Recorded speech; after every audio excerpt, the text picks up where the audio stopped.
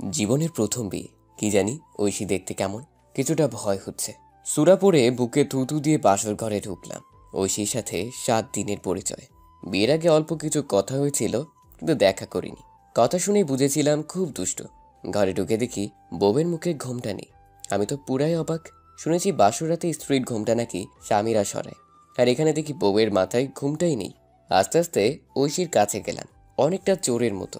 ঐশী মুখ ফিরিয়ে বসে আছে। খাটে বসতেই মুখ ফেরানো অবস্থায় ঐশী বলল, দরজাটা লাগানো হয়নি, লাগিয়ে আসেন। দরজার দিকে তাকিয়ে দেখলাম সত্যি দরজা লাগায়নি। আশ্চর্য, ঐশী তা জানলো কি করে? সে তো মুখ ফিরিয়ে বসে আছে।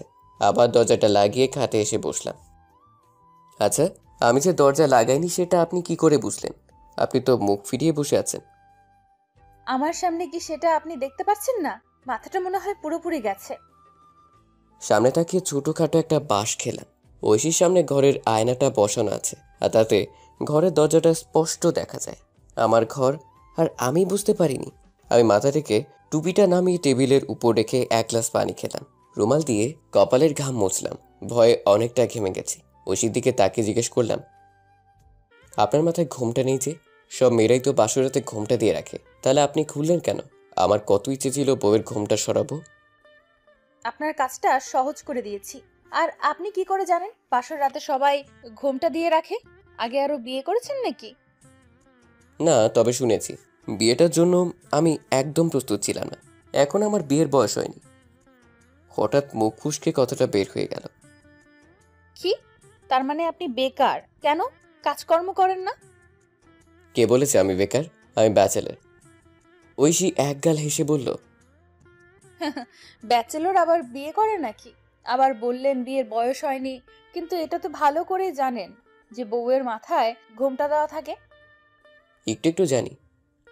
তাহলে বিয়ে করলেন যে? আম্মু হঠাৎ অসুস্থ হয়ে পড়ে। সেবা যত্ন করার মতো কেউ নেই। পরিবারের একমাত্র ছেলে। ছোট বোন রিনির পক্ষে মায়ের সেবা যত্ন করা সম্ভব না। সামনে ওর এসএসসি পরীক্ষা। আমাকে না জানিয়ে বাবা বিয়ের ব্যবস্থা করে ফেলে, আর আমিও মায়ের অবস্থা চিন্তা করে বিয়েতে রাজি হয়ে যাই। মাত্র অনার্স শেষ করেছি, এখন চাকরি খুঁজতে হবে। আর তো কিছু করার নেই। হুম, বুঝছি। অনেক রাত হয়েছে। আমি আবার বেশি রাত সজাগ থাকতে পারি না। তবে খুব সকালে ঘুম থেকে উঠে পড়ি। এখন ঘুমাবো। আমি ভাবছি, বাসরাত কি এরকমই হয়? ঐশী আর কিছু বলবে না, সোজা ঘুমাবে বলছে। আর একটা কথা বলা হয়নি কিন্তু। অনেকক্ষণ ধরে শুধু কথাই বলে যাচ্ছি, আসল কথাটাই ভুলে গেছি। আমার চোখ দুটো যেন লজ্জায় লাল হয়ে গেল। ছেলেদের লজ্জা নাকি কম থাকে, কিন্তু আমার একটু বেশি। উৎসাহ নিয়ে জিজ্ঞেস করলাম, বলেন, কি কথা বলবেন? স্বামী স্ত্রী কিন্তু আপনি আপনি করে কথা বলে না। আমাকে তুমি করে বলবেন, তাহলে আমিও বলার সাহস পাবো। এখন ঘাড় ফিরিয়ে ওদিকে তাকাও। কেন? এদিকে কি হয়েছে? আমি কাপড় চেঞ্জ করব। আমি না তোমার স্বামী? সমস্যা কিসের? কথাটা শুনে ঐশীর রেগে লাল টমেটো হয়ে গেছে। তাকাও বলছি, না হয় খবর আছে। ওই যে বাথরুম, গিয়ে চেঞ্জ করে আসো। কি আজব বউরে বাবা! ঐশী বিয়ের শাড়ি খুলে নীল একটা শাড়ি পরে আসলো। অসম্ভব সুন্দর লাগছে। আমি মুগ্ধ দৃষ্টিতে তাকিয়ে আছি, যেন পরি নেমে এসেছে। ইচ্ছে করছে এখনই জড়িয়ে ধরি, কিন্তু ঐশীকে তা বলা যাবে না, তাহলে ডিমান্ডে উঠতে পারে। খাটে পা তুলতেই ঐশী বলল, একটা কথা বলা হয়নি, আমি কিন্তু কারোর সাথে ঘুমাই না। মানে অভ্যাস নেই।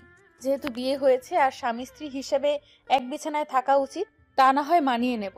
তবে শরীরে টাচ করতে পারবা না, এটা আমার বিন্দুমাত্র অভ্যাস নেই। কিন্তু ব্যাচেলার হওয়ার কারণে আমি তো সবসময় এক পা কোনো না কোনো বন্ধুর উপর দিয়ে জড়িয়ে ধরে ঘুমাতাম। এখন আমার কি হবে? তাছাড়া আজকে না বাসরাত। ছি ছি ছি, এসব আমি একদম পারবো না। না হয় আমি মাটিতে ঘুমাবো। আরে না না, মাটিতে ঘুমানো দরকার নেই। যদি রাতের বেলা হঠাৎ কোনো দরকারে কেউ রুমে আসে আর দেখে ফেলে, তবে কি হবে? আচ্ছা, আমি জড়িয়ে ধরবো না, তোমার থেকে 2 হাত দূরে ঘুমাবো। এই তো লক্ষ্মী স্বামী আমার। এই কথা বলে ঐশী খাটে উঠে বাতিটা অফ করলো। প্রায় 5 মিনিট হয়ে গেল, কেউ কোনো কথা বলছি না। ঐশী কি খুব ক্লান্ত হয়ে ঘুমিয়ে পড়েছে, নাকি কিছু ভাবছে? এক পর্যায়ে মনে হলো ঘুমিয়ে গেছে। আমি ডান হাত দিয়ে আস্তে আস্তে জড়িয়ে ধরলাম। কি করবো ভাই কন? শিয়ালের সামনে মোরগ থাকলে কি আর শিয়াল চুপ করে রাখবে? ঐশী যেই মুহূর্তে চেঁচিয়ে উঠবে ঠিক তখনই আর এক হাত দিয়ে মুখটা চেপে ধরে একটা পা ঐশীর উপর বিছিয়ে দিয়ে বললাম, চোর বলে চেঁচিও না কিন্তু। আমার বাসায় আজ পর্যন্ত কোনো চুরি হয়নি, বাড়ির সবাই তা ভালো করেই জানে। ব্যাচেলর ছেলে বলে কথা, এতদিনের পুরনো অভ্যাস কী করে ভুলে যাই বলো? নতুন বিয়ে করেছি, বাসরাত বলে কথা, তারপর একটু আগে তোমার উপর ক্রাশও খাইলাম। অদ্ভুত, কিছুক্ষণের মধ্যেই ঐশী শান্ত হয়ে গেছে। ঘুমিয়ে গেল নাকি? কথাটা চিন্তা করার সাথে সাথে ঐশী আচমকা ঘরের লাইট অন করে বলল, হে আল্লাহ, আমি তো আসল কাজটাই করতে ভুলে গেছি। আবার কি হলো? আমি ভাবাচাকা খেয়ে গেলাম, কোনো ভুল করিনি তো? ঐশী বলল, মা তো বলেছিল স্বামীকে সালাম করার জন্য, আমি তো ভুলেই গেছি। দেখি তোমার পাটা নিচে নামাও তো। ওই এই কথা? আমি ভেবেছিলাম কি নাকি। থাক, সালাম করতে হবে না, লাইট অফ কর, ঘুম পাইছে। থাক মানে কি? সালাম তো করতেই হবে। অতঃপর ঐশী সালাম করে লাইটটা অফ করে দিল। আর একটা কথা, আমি নিষেধ করা সত্ত্বেও তুমি আমাকে স্পর্শ করেছো, এর শাস্তি হবে, মনে থাকে যেন। আরে বাবা, তা পরে দেখা যাবে। আমি কাউকে ভয় পাই নাকি? ঘুমাও তো। দরজার খটখট আওয়াজ শুনে ঘুম ভাঙলো। মিটমিট করে চোখ খুলে দেখি প্রায় বিছানা থেকে পড়ে যাচ্ছি। ঘড়িটা দেখার জন্য পাশে তাকালাম, মাত্র 7:30। আমার জন্য এখনো ভোর, কারণ আমি সবসময় দেরিতে উঠি। সামনে তাকিয়ে দেখি ঐশী চেয়ারের মধ্যে বসে আছে, আমার দিকে ড্যাব ড্যাব করে তাকিয়ে আছে। এদিকে কে যেন দরজার মধ্যে হাতুড়ি পেটাচ্ছে। কি হলো, দরজা খুলছো না যে? কে না কে ধাক্কাধাক্কি করছে, কোনো ডাকও দিচ্ছে না, তাই ভয়ে খুলিনি। ভয়? কিসের ভয়? জানি না। আমি ডেকে বললাম, কে দরজায় ভাবে ধাক্কাধাক্কি করছে? মুহূর্তের মধ্যে বন্ধ হয়ে গেল। ঐশী আমার দিকে কৌতূহলী হয়ে তাকিয়ে আছে। ওভাবে তাকিয়ে আছো কেন? বাড়ির ছোট পোলাপানগুলো হবে হয়তো। ঐশী একটু এক দীর্ঘশ্বাস ফেলল। আমি এখনো বিছানায় গড়াগড়ি খাচ্ছি, এপাশ থেকে ওপাশ। ঐশী চেয়ার থেকে উঠে আয়নার সামনে গিয়ে বসলো, ঘাট থেকে ভেজা চুলগুলো সরিয়ে সামনে নিয়ে আসলো। আমার ভেতর যেন লাড্ডু ফুটছে। তারপর ঠোঁটে লিপস্টিক লাল, কপালে লাল টিপ লাগালো। আমার চোখগুলো ক্রমশ বড় হতে লাগলো। ইচ্ছে হচ্ছে আর একটু দেরি না করে জড়িয়ে ধরি, কিন্তু না, স্পর্শ করা যাবে না। ঐশীর অনুমতি ছাড়া স্পর্শ করা যাবে না। কাল রাতে ঐশী আমাকে স্পষ্ট করে বলে দিয়েছে। তবুও একবার ধরেছিলাম, তাই বলেও দিয়েছে এই নাকি শাস্তি পেতে হবে। কথাটা মনে হওয়ার পর মনটা খারাপ হয়ে গেল। তারপর ঐশী হাতে কাজল নিয়ে চোখের পাপড়িতে খুব সাবধানে লাগাচ্ছে। কানে ছোট দুইটা রিং পড়লো। বাম কানের পাশ থেকে চুলগুলো সরিয়ে আমার দিকে আর চোখে তাকালো। আমি আবার চোখ বড় করে মুগ্ধ দৃষ্টিতে ঐশীর দিকে তাকিয়ে আছি। একটা মুচকি হাসি দিয়ে আবার আয়নার দিকে মনোযোগ দিল। না, আর কন্ট্রোল করা যাচ্ছে না। আমি এবার জড়িয়ে ধরবই। ঐশী যা ইচ্ছে করুক, তারপরে দেখা যাবে। বিছানা থেকে পা নামিয়ে ফ্লোরে রাখলাম। চুপি চুপি চোরের মতো ঐশীর কাছে গেলাম। যে ঐশীকে জড়িয়ে ধরবো, ঠিক তখনই হঠাৎ দরজার মধ্যে আবার খটখট ধাক্কার আওয়াজ শুরু হলো। আমি ভয়ে লাফিয়ে উঠি। মেজাজটা ভালো রকমের গরম হলো। এরকম রোমান্টিক মুডে বাঁধা, ইচ্ছে করছে বাহির থেকে ধরে এনে ইচ্ছে মতো পিটিয়ে আলুর ভর্তা বানায়। এদিকে ঐশী দাঁত বের করে খিলখিল করে হাসছে। হয়তো আয়নার মধ্যে আমার সব কাণ্ড দেখে ফেলেছে। আমি দরজার পিছন দিকে ঝাড়ুটা হাতে নিয়ে প্রচণ্ড রাগে দরজা খুললাম। কে বারবার এভাবে বিরক্ত করছে, হ্যাঁ? দরজা মেলার পর আর ইজ্জত বলে কিছু পেলাম না। জিভে কামড় দিয়ে ল্যাম্পপোস্ট হয়ে দাঁড়িয়ে আছি। আমার সব প্রতিবেশী মহিলারা আমার দিকে তাকিয়ে হাসছে। কেউ কেউ একজন আরেকজনকে হেসে হেসে কানে কানে কি যেন বলছে। এতগুলো মহিলা নতুন বউ দেখতে এসেছে। টিকিট বিক্রি করলে অনেক অনেক টাকার মালিক হয়ে যেতাম। তার মধ্যে থেকে একজন মহিলা হেসে হেসে বলল, কি জামাই সাহেব, আমাদেরকে ঝাড়ু পেটা করবেন নাকি? হাতের ঝাড়ুটার সাথে সাথে মাটিতে ফেলে দিলাম। না না আন্টি, এ কি বলছেন? আসুন, ভেতরে আসুন সবাই। আমি বিছানার উপর উঠে বসলাম। ঐশী মাথায় কাপড় দিয়ে টেবিলের পাশের চেয়ারটায় বসে আছে। তারা ভেতরে ঢুকতে ঐশী দাঁড়িয়ে সবাইকে সালাম দিল। বাহ, বউ দেখতে কি মিষ্টি। এই যে জামাই সাহেব, বউ কিন্তু আপনার চেয়ে সুন্দর। ঘরের কাজকর্ম একটু কম করিয়েন, আর বেশি বেশি সেবা যত্ন করবেন। এক প্রতিবেশী আন্টি কথাটা বলে একটা মুচকি হাসি দিল। হ্যাঁ, বউ যে সুন্দর তা আমি ভালো করে জানি। যেমন সুন্দর তেমন গুণী, মনে মনে বললাম। তারপর একে একে বউ দেখে চলে যাচ্ছে, কিন্তু আমার দিকে একবারও কেউ ভালোভাবে তাকায়নি। সবাই শুধু বউ দেখতে এসেছে। রিনি এসে ডেকে বলল, ভাইয়া, সবাই খাওয়ার জন্য ডাকছে, তাড়াতাড়ি চলে এসো। তুই তোর ভাবিকে নিয়ে যা, আমি আসছি। রিনি ঐশীকে নিয়ে চলে গেল। আমি ফ্রেশ হয়ে চুল আছড়ে খাবার রুমে গেলাম। 3 খালা আর মা টেবিলে বসে আছে। বাবা সোফায় বসে টিভিতে খেলা দেখছে। একটা চেয়ার টেনে বসে পড়লাম। বড় খালা ঐশীর মাথায় হাত বুলিয়ে বলছে, শোনো বউ, এমন মিষ্টি সংসার খুব কমই আছে। আমি গ্যারান্টি দিয়ে বলতে পারি এই সংসারে তোমার বিন্দু মাত্র অসুবিধা হবে না।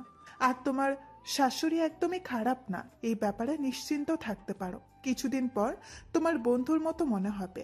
তবে তোমার স্বামীটা একটুও ভালো না, একদম পথজাত। একটু ভালো করে শিক্ষা দিও তো, পাঁচই একটা। কথাটা শুনে সবাই হাসছে। আমি মাথা নিচু করে বসে আছি, আর চোখে তাকিয়ে দেখলাম ঐশীও হাসছে। নাও এবার সবাই খাওয়া শুরু করো। খাওয়া শেষে রুমে এসে বসলাম। ঐশী পাশে এসে বসে বলল, মিস্টার জামাই, তোমাকে সোজা করার অর্ডার কিন্তু পেয়ে গেছি, মনে রেখো। আমার কাছেও ব্যবস্থা আছে, এত খুশি হওয়ার কিছু নেই। অপেক্ষা করো, মজা বোঝাবো। এবার হারে হারে টের পাইবা। একটু পর ঐশী হাতে মোবাইলটা নিয়ে কার নাম্বারে যেন খুব তাড়াহুড়ো করে টাইপ করতে করতে রুম থেকে বেরিয়ে গেল। ব্যাপার কি? আমি চুপি চুপি পিছু নিলাম। ঘরের পিছন দিক থেকে ফিসফিস শব্দ আসছে। ঐশী কারের মধ্যে দু হাতে ফোনটা চেপে ধরে কথা বলছে, আর বারবার এদিক ওদিক তাকাচ্ছে। আমি নিঃশব্দে আম গাছের পেছন থেকে উকি দিয়ে আছি। আস্তে আস্তে কথা বলার কারণে বেশি কিছু বোঝা যাচ্ছে না। একসময় শুধু একটা কথা স্পষ্টভাবে বুঝতে পেরেছিলাম। ঐশী হেসে হেসে বলছিল, আচ্ছা, তুই সবকিছু রেডি করে রাখিস, ব্যাপারটা অনেক মজার হবে। আচ্ছা, আমি এখন রাখছি, নয়তো সব কিছু ফাঁস হয়ে যাবে। ঐশী ফোনটা জড়িয়ে ধরে দাঁত বের করে হাসছে। আমি তাড়াতাড়ি রুমে চলে আসলাম। বারবার ঐশীর ফোনের কথাগুলো মাথায় ঘুরপাক খাচ্ছে। আমাকে নিয়ে কিসের প্ল্যান চলছে? ফোনে ঐশী কার সাথে যেন কথা বলছিল, আর কোন ব্যাপারটা মজা হবে বলছে। রহস্যটা কি? ঐশীর কোনো বয়ফ্রেন্ড নেই তো? প্রশ্নগুলো মাথা খারাপ করে দিচ্ছে। একটু পর ঐশী রুমে আসলো। আমি যে ঐশীর সব কথা শুনে ফেলেছি তা কিছুতেই বুঝতে দেওয়া যাবে না। পাশে বসতে জিজ্ঞেস করলাম, কি ব্যাপার, ফোন নিয়ে কোথায় গিয়েছিলে? আমার সামনে কি ফোন করা যায় না? ওভাবে বলছো কেন? যেভাবে ইচ্ছে বলছি, তুমি উত্তর দাও। বান্ধবীদের সাথে কথা বলছিলাম। আমার সামনে বলা যায় না? না, অন্য একটা ব্যাপারে কথা বলছি। তারপর আমি আর কোনো কিছু জিজ্ঞেস না করিনি। বিকেলবেলায় শ্বশুর বাড়ি থেকে 3-4 জন লোক আসলো, সাথে শ্বশুর মশাইও। বাবাকে দেখতে পেয়ে ঐশী জড়িয়ে ধরে ফুপিয়ে ফুপিয়ে কাঁদতে শুরু করলো। শ্বশুর মশাই ঐশীর মাথায় হাত বুলিয়ে দিচ্ছে। ওনাদের ভালোভাবে আপ্যায়ন করার পর ঐশী এখন প্রায় প্রস্তুত। ব্যাগ গুছিয়ে দরজার সামনে দাঁড়িয়ে আছে। আজ ও বাপের বাড়ি যাবে।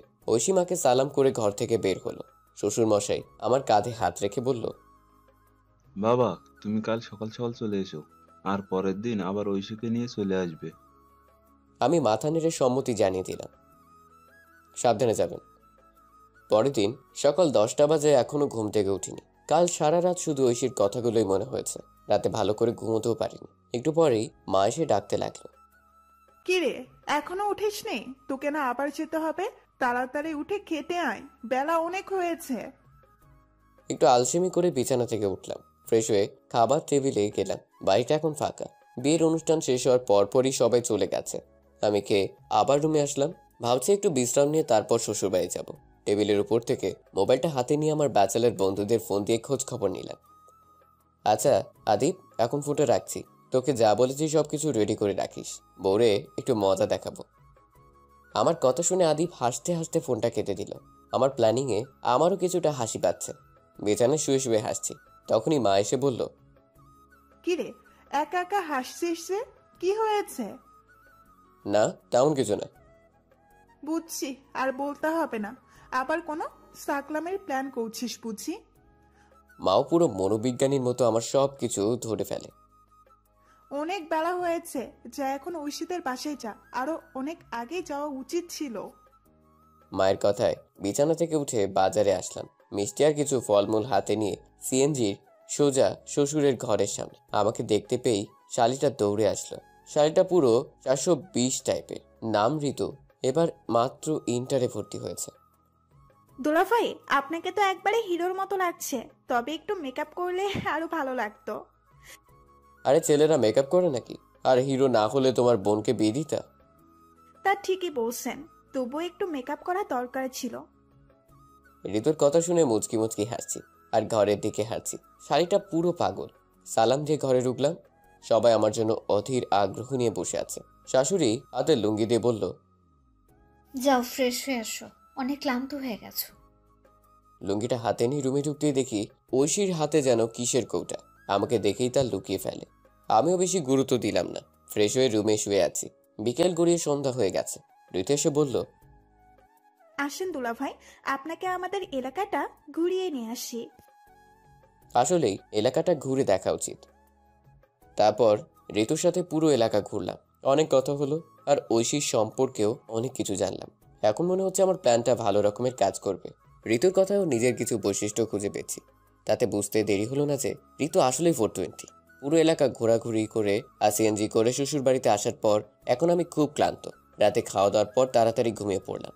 তবে আজ ঐশীকে জড়িয়ে ধরে ঘুমিয়েছি, কারণ ঐশী আগেই বলেছে আমাকে শাস্তি দেবে, তাহলে আমি জড়িয়ে ধরতেই পারি। সকাল 9:30, ঠাস করে একটা শব্দ শুনে ঘুম ভেঙে গেল। শব্দ শুনে একবারে উঠে বসে যাই। অনেক জোরেই শব্দটা হয়েছে, কেন যেন এই মাত্র রুম থেকে বেরিয়ে গেছে। আমি তাড়াহুড়ো করে গায়ে গেঞ্জি দিয়ে চোর চোর বলে রুম থেকে বের হলাম। যখন রুম থেকে বেরিয়েছিলাম তখন খেয়াল করছি ঐশী বাথরুমে গোসল করছে। তবে রুমে কে ঢুকেছিল? আমার চোর চোর শব্দ শুনে বাড়ির সবাই দৌড়াদৌড়ি করে লাঠি নিয়ে আসলো, এমনকি পাশের বাসার কয়েকজনও ছুটে আসলো। কোথায় চোর, কোথায়? কিছুক্ষণ দাঁড়িয়ে থেকে দুজন মহিলা আমার দিকে তাকিয়ে জোরে জোরে হাসছে। এরপর আরেকজন, তারপর আরেকজন, এভাবে একে একে সবাই হাসতে লাগলো। এমনকি শ্বশুর মশাইও দাঁত বের করে খিলখিল করে হাসছে। অদ্ভুত, সবাই কি মেন্টাল নাকি? এখানে হাসার কি হলো? আর সবাই আমার দিকে তাকিয়ে আছে কেন? ঐশী দৌড়ে রুম থেকে বেরিয়ে আসলো। কি হলো, এত চেঁচাচ্ছ কেন? আমার দিকে তাকাতেই ভ্যা ভ্যা করে হাসতে লাগলো। হাসতে হাসতে প্রায় মাটিতে পড়ে যাচ্ছে। একজন মহিলা হাতের মোবাইলটা নিয়ে আমার ছবি তুলছে। পাগল নাকি? আমি চোর চোর করে চেঁচাচ্ছি আর আপনারা আমারই ছবি তুলছেন? আমাকে সার্কাস দেখাচ্ছি নাকি? পাশের বাড়ির এক মহিলা বলে উঠল, জামাই সাহেব, ছবিটা কিন্তু সার্কাসের চেয়ে কম নয়। তারপর মহিলা আমার দিকে এগিয়ে আসলো। চলেন একটা সেলফি তুলি, ফেসবুকে দিমু। উনি ক্যামেরা অন করে আমার সাথে পোজ নিলেন, আর আমি মোবাইলে তাকাতেই লাফিয়ে উঠি। ব্যাপার কি? আমার চেহারা এরকম কেন? আমি কোনো ভুল দেখছি না তো? এক দৌড়ে রুমে এসে আয়নার সামনে গেলাম। আমার চেহারা মেয়েদের মতো মেকআপ করা, কি হাস্যকর দেখতে। চোখে কাজল, কপালে কালো তিল, ঠোঁটে লাল লিপস্টিক, গালে পাউডার। আমার এই অবস্থা করলো কে? তখন আমার আর বুঝতে বাকি ছিল না যে ঘরে কোনো চোর আসেনি, বরং কেউ এসে আমার এই অবস্থা করেছে। আর তা ঋতু ছাড়া অন্য কেউ করতে পারে না, কারণ বাড়িতে আসার পরপরই ঋতু বলেছিল আমাকে নাকি মেকআপ করলে দারুণ লাগবে। আমার এখন প্রচন্ড রাগ হচ্ছে, ইচ্ছে হচ্ছে শালিটাকে ধরে আচ্ছা মতো 1 ঘন্টা পিটাই। কিন্তু ঋতু এগুলো করতে যাবে কেন? কারণ কি? কারণটা খুব দ্রুত ফাঁস হয়ে গেল। যখন খাবার টেবিলে খেতে বসি ঠিক তখনই ঐশী ঋতুকে ডেকে বলে, ঋতু একটু এদিকে আয় তো। আমি খাওয়া বন্ধ করে আর চোখে ঐশীর দিকে তাকিয়ে আছি। দেখলাম ঐশী ব্যাগ থেকে 500 টাকার একটা নোট ঋতুর হাতে দিয়ে বলছে, কাজটা খুব ভালো করে করতে পারিস, প্ল্যানটা খুব ভালোভাবে সফল করছিস, এই নে তোর বকশিস। তার মানে সব প্ল্যান ঐশীর। খাওয়া শেষে রাগ করে রুমে বসে আছি। যখন ঐশী রুমে আসলো রাগটা আরো বেড়ে গেল। তার মানে সব প্ল্যান তোমার ছিল? ঐশী চেয়ারে বসে বাদাম খাচ্ছে আর হাসছে, কোনো উত্তর দিল না। আমি আবার জিজ্ঞেস করলাম, আমি জানতে চাইছি প্ল্যানটা কি তোমার ছিল? হ্যাঁ, আমার ছিল। তো কি হয়েছে? বলেছিলাম না পরে মজা টের পাইবা। ইচ্ছে হচ্ছে বালিশ চাপা দিয়ে ধরি। তবে আমি কিছু বলিনি, চুপচাপ বসে আছি আর ঐশীর হাসি সহ্য করার চেষ্টা করছি। কিছুক্ষণ পর শ্বশুর আর শাশুড়ি রুমে এসে জানতে চাইল, ব্যাপারটা কি ছিল? তেমন কিছু না, ঐশী আমার সাথে একটু মজা করছিল। ভেতরের রাগটা চেপে রাখলাম। সাথে সাথে ঋতু রুমে ঢুকলো। শাশুড়ি বলল, এখন ক্ষমা চেয়ে নে, আর কোনোদিন যদি এমন মজা দেখি তবে বেশি ভালো হবে না। আরে না না, ক্ষমা চাইতে হবে না, তবে একটা কাজ করে দিলে খুব ভালো হয়। কি কাজ বলো? একটু আগে পাশের বাড়ির এক মহিলা আমার ছবি তুলেছে আর বলেছে উনি নাকি ফেসবুকে দিবে। যদি একটু ওনাকে বলে ছবিটা ডিলিট করে দেন তাহলে খুব ভালো হবে, নয়তো বন্ধুদের সামনে মুখ দেখাতে পারবো না। ঋতু, এক্ষুনি গিয়ে বল ছবিটা যাতে ডিলিট করে দেয়, যা। তাছাড়া ঋতুর তো কোনো দোষ নেই, ঐশী টাকা দিয়েছে আর ঋতু করেছে, স্বাভাবিক মনে মনে বললাম। তারপর তারা রুম থেকে চলে গেল। ঐশী আবার হাসতে শুরু করলো। এদিকে বিকেল হয়ে যাচ্ছে, আমাদেরও বাসায় যেতে হবে। হঠাৎ ফোনটা ক্রিং ক্রিং শব্দে বেজে উঠলো। হাতে নিয়ে দেখি আদিপ। দোস্ত, কি খবর? বেশি ভালো না রে দোস্ত। কেন দোস্ত? না এমনি, বাদ দে। আচ্ছা, তুই এখন কোথায়? শ্বশুর বাড়ি। তোর কি অবস্থা? কি করছিস? কি করব, মরিচ ডলতেছি, আলু ভর্তা বানাবো আর ডিম ভাজি। তুই তো জানিসই, ব্যাচেলারদের জাতীয় খাবার। আদিপ কিছুটা কেঁদে কেঁদে বলল, কি আর করার। তুই তো ভালোই আছিস, বিয়েও করেছিস। এখন শ্বশুর বাড়ির মজার মজার খাবার। বিয়ে যে কত মজা, শুধু খাওন আর খাওন। আচ্ছা এখন রাখি, তুই আর প্যারা দিস না। এই বলে ফোন কেটে দিলাম। ঐশী এক্ষুনি রেডি হ, আজ না বাড়ি যাব, কাজ আছে, সন্ধ্যা হয়ে যাচ্ছে। বাড়ির সবাইকে সালাম করে বাড়ির উদ্দেশ্যে বেরিয়ে পড়লাম। সিএনজিতে উঠলাম। বারবার আজকের ঘটনার কথা মনে হচ্ছে। ঐশী আমাকে তার বাড়িতে নিয়ে এত বড় একটা অপমান কিভাবে করলো। ওর শাস্তি ওকে পেতেই হবে। আমি আবার আদিবকে ফোন দিলাম। 2-3 বার রিং হওয়ার পর ফোন তুললো। আমি একটু জোরে জোরে কথা বলা শুরু করলাম, যাতে ঐশী শুনতে পায়, কারণ উদ্দেশ্য ছিল ঐশীকে শুনিয়ে শুনে বলা। দোস্ত, 3 তলার মেয়েটা এখন আসে রে? কি অবস্থা মেয়েটার? আসে, তবে খুব কম। তুই নাই তো, তোর কথা সব সময় বলে, তোকে নাকি অনেক মিস করে। আমি ইচ্ছে করে ফোন লাউড স্পিকারে দিয়ে রেখেছি, যাতে ঐশী সব শুনতে পায়। আর ইতিমধ্যে ঐশী সাপের মতো ফুসফুস করে রাখতে থাকে। এভাবে কথা বলতে বলতে বাসায় চলে এসেছি। ওই মেয়েটার সাথে একবার দেখা করা দরকার। আমার কত সেবা যত্নই না করেছে। আচ্ছা এখন রাখি, খুব তাড়াতাড়ি দেখা করতে আসবো। ফোন রাখতেই ঐশী প্রচন্ড রাগে আমাকে জিজ্ঞেস করলো, কিসের মেয়ে? কেন তুমি ওই মেয়ের মিস করো? আর কিভাবে তোমাকে সেবা যত্ন করেছে তাড়াতাড়ি বল, না হলে আজ খবর আছে। দেখ যাও তো, তুমি সবসময় শুধু কেমন হয়ে থাকো, ভাল লাগে না। সামনে থেকে যাও তো। তোমার চেয়ে ওই 3 তলার মেয়েটাই ভালো। যখন ব্যাচেলর ছিলাম তখন আমার সাথে একদিন থেকেছিল। কথাটা বলতেই ঐশীর শাড়িটা কোমরে বেঁধে আমার উপরে চড়ে বসে। কি? বিয়ের আগে তুমি এসব করেছো? তাহলে আমাকে বিয়ে করেছো কেন? আমার জীবনটা কেন এভাবে নষ্ট করেছো? খেলা মনে হয়? আরে কি করছো এসব? ছাড়ো, মা এসে দেখে ফেলবে। দেখো, আগে তুমি বলো ওই 3 তলার মেয়ের সাথে তোমার কিভাবে পরিচয় হলো, না হয় আজকে তোমার খবর আছে। আচ্ছা আচ্ছা বলছি, এখন ছাড়ো তো। ঐশী আমার উপর থেকে নামার পর বললাম, যখন ব্যাচেলর হয়ে 2 বন্ধু একটা বাসা নিলাম, তখন ওই বাসার 3 তলায় সুন্দরী একটা মেয়ে থাকতো। মাঝে মাঝে আমাদের রুমে আসতো। আমাকে ওর পছন্দ হয়। আমি ভাবলাম এভাবে আলুর ভর্তা ডিম ভাজি না খেয়ে মেয়েটাকে যদি পটাতে পারি তাহলে মাছ মাংসও খেতে পারবো। আর এমনিতেও বেশ সুন্দর, তাই আমিও ভাব নিতে থাকি। আর তুই ওই মেয়ের সাথে রাতও কাটিয়েছিস? ঐশী প্রচণ্ড রাগে তুই করে বলল। লক্ষ্য করলাম ওর নাকের ডগা আর ফর্সা গাল রাগের কারণে লাল টুকটুকে হয়ে আছে। বাহ, কি দারুণ লাগছে, বোঝানো সম্ভব না। দেখেছি তো, কি হয়েছে?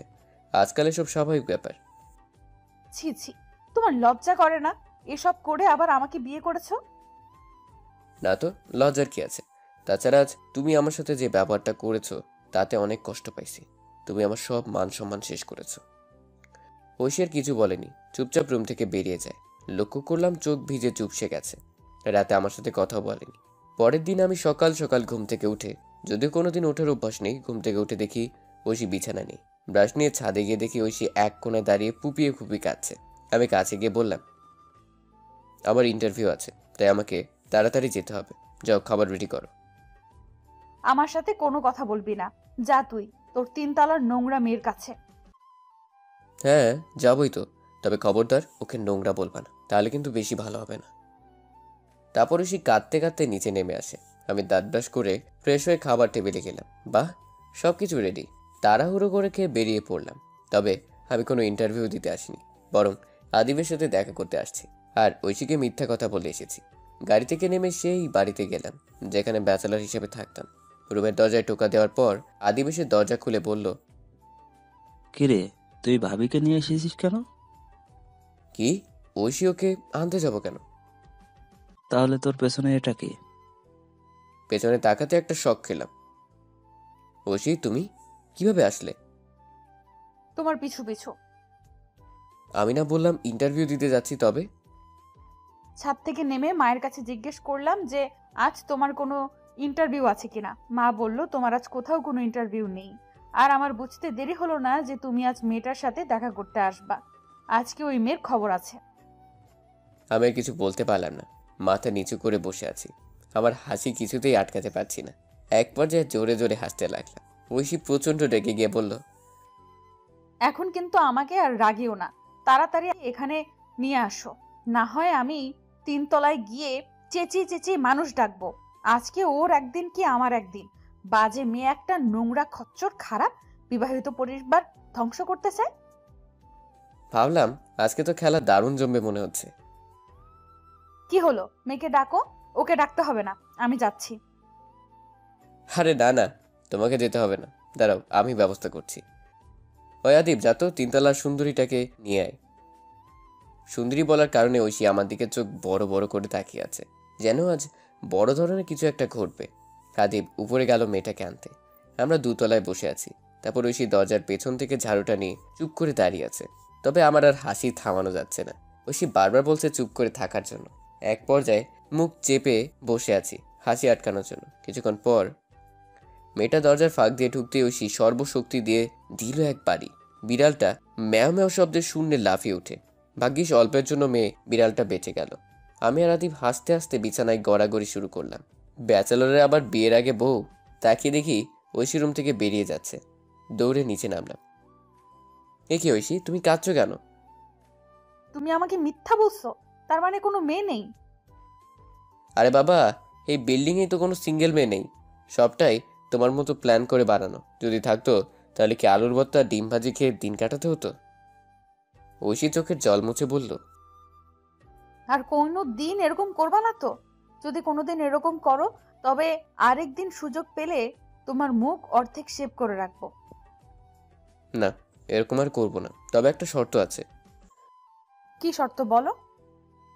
সপ্তাহে 3 দিন বিরিয়ানি রান্না করতে পারবো তো? ঐশী একটু থেকে জোরে জোরে হেসে বলল, হ্যাঁ পারবো। অতঃপর দুজনেই হাসতে লাগলাম। এভাবেই চলতে থাকে আমার সুন্দরী বউয়ের ভালোবাসা।